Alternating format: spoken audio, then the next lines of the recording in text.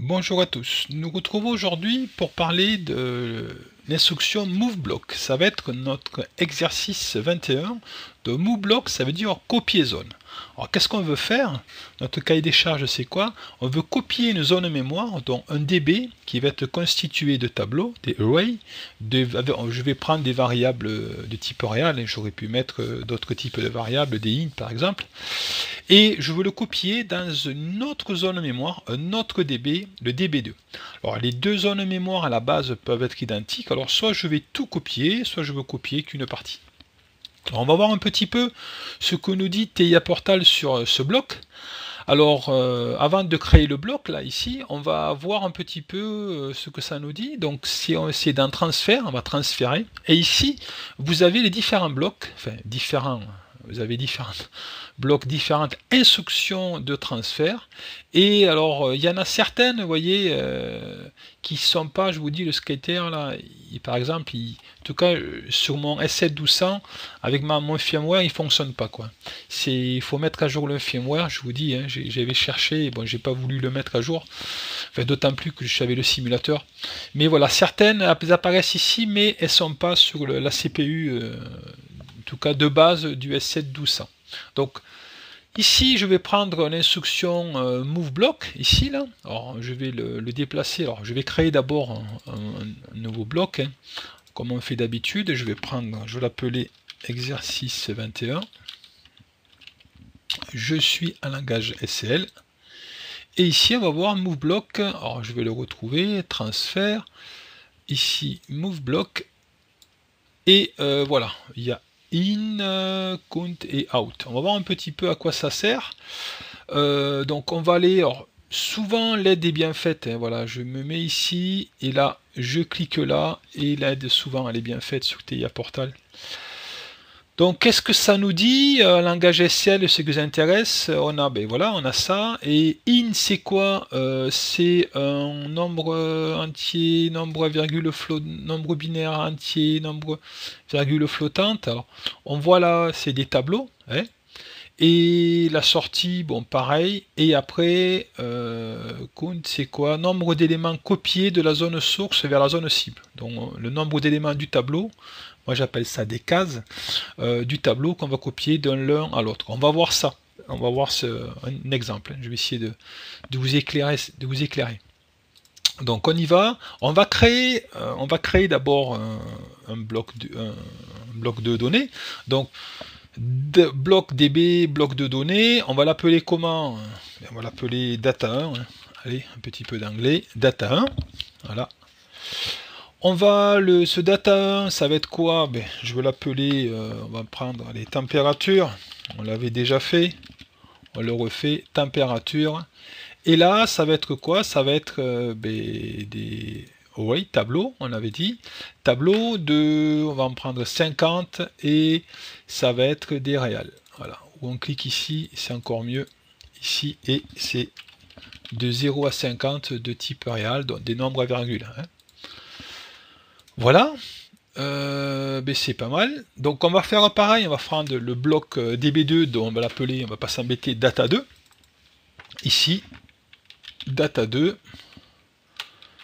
data2, et pareil, on va l'appeler température, et il faut qu'il soit pareil, température, et c'est pareil, array, encore des tableaux, de 0,50 off réel. On prend pareil. Voilà. Et là, on trouve notre tableau. Il apparaît ici, c'est deux tableaux identiques. On revient à notre programme. Donc là, qu'est-ce que ça va faire? MoveBlock, on va mettre quoi? Alors, on va mettre ce qu'on veut copier. Alors, ce qu'on veut copier, moi, je vous invite à faire ça. Regardez, nous, on veut copier le data 1 dans le data 2. Je vous invite à... On a ouvert cette fenêtre, pardon. On ouvre celle-là. Et on va cliquer là-haut sur ici là. On va séparer la fenêtre en deux et pour déplacer, vous voyez. Donc byte in ici, qu'est-ce qu'on va faire? Moi je veux prendre, mettons, je vais commencer à la 4, allez, je prends celui-là. Mettons le 0, 1, 2, 3, vraiment c'est arbitrairement, je dis je veux pas que ça me le copie, je veux partiellement, je vais partir de la 4. Donc je prends ça ici, donc température, point température entre crochets 4. Donc pour gagner du temps, vous voyez, je fais comme ça et je l'amène ici. Et là, ben, il ne me met pas d'erreur. Alors date, c'est data 1, point température entre crochets 4. Donc combien je veux en mettre? Je veux en mettre 10 par exemple. Moi j'en mets 10, donc ça va me copier température 4, température 5, température 6, 7, 8, 9, 10, 11, 12, 13. Vous voyez, si j'en prends 10, c'est ça. Ça fait 13, ouais, ça fait 10. Et après, il n'y a pas d'erreur. Et après, je vais faire mon data 2. Donc data 2, ben, ça va être, on va faire comme ça, ici, hop. Alors on va ouvrir les deux, sinon on aurait pu faire du copier-coller. Data 2, voilà. Alors, je suis pas obligé de séparer les fenêtres, hein, c'est moi qui... Sinon on peut taper directement, voilà, data... regardez, on peut le faire comme ça. Hein. Data, normalement il nous le trouve. Data... Oh, non, il veut pas nous le trouver. Que je suis en majuscule. Alors, on aurait pu faire comme ça, ça y est, on l'a trouvé. Data 2, point... Bien sûr, température, et je veux le copier pareil, dans les mêmes températures 4 qui veut du data 1, je veux qu'il me le copie dans température 4 du data 2. Je aurais pu les changer, hein, mais je fais exactement pareil, juste pour faire un clone partiel. Donc, logiquement, je répète, je vais copier de la case le data 1 ici, on va voir ça, je vais copier ici. Bon, tant pis, je vais copier, le mettre comme ça, j'aimerais vous le faire voir les deux. Non, là ça y est, c'était prêt.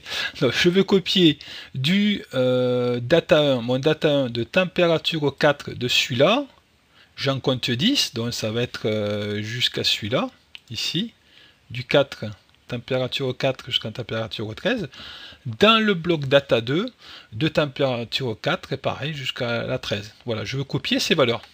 Donc on va voir ça, si ça fonctionne. Donc on va aller dans le main, on va décaler, déplacer exercice 21 pour qu'il le lise, en automate.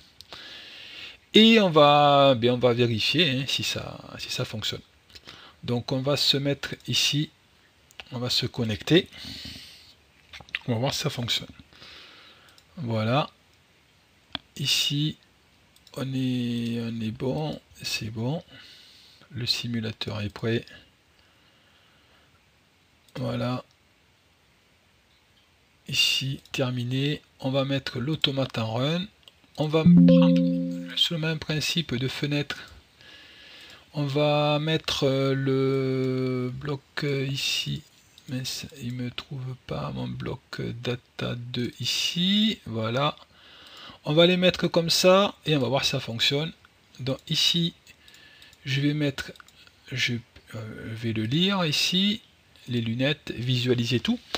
Donc on avait dit, normalement, je mets une valeur ici, elle doit pas être recopiée, parce que nous, c'est à partir de température 4. Donc je mets, mettons, 105,3. Ça me l'a pas copié, c'est parfait. Normalement, ici, ça va me le copier. On va mettre 98,23. Ça me l'a copié, c'est parfait. Allez, je prends en plein milieu celui-là, mettons 97,36, ça me l'a copié. Bon, ça a l'air de fonctionner. Normalement, celui-là, il va me le copier. Ça, c'est la 10e, hein, 4, 5, 6, 7, 8, 9, 10. Donc, on va écrire 102,8. Ça me le copier. Et logiquement, celui-là, il est à la 11e case, ça va pas le copier. Je mets 100,2 et ça me l'a pas copié. Donc voilà, on est bon, ça fonctionne bien. Donc voilà la présentation de ce bloc. De ce bloc move block pour copier en partie ou partiellement ou complètement un tableau. D'un tableau d'un DB à un autre DB. Voilà pour ce tutoriel.